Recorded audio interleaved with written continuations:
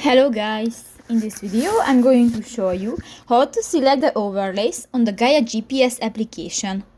But first of all, I just want to mention, please don't forget to subscribe to our channel, because at 100,000 subscribers we are going to show you our YouTube revenue statistics and growth strategy, how to make money online. So let's jump into it. First of all, open the application on your device. New, go to the layer icon at the left side of the screen, and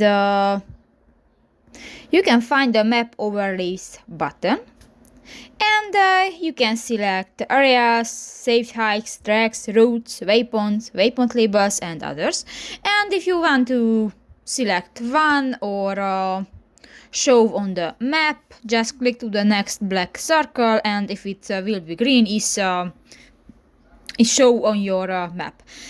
So that's pretty much it for this video, guys. See you in the next one. Bye bye.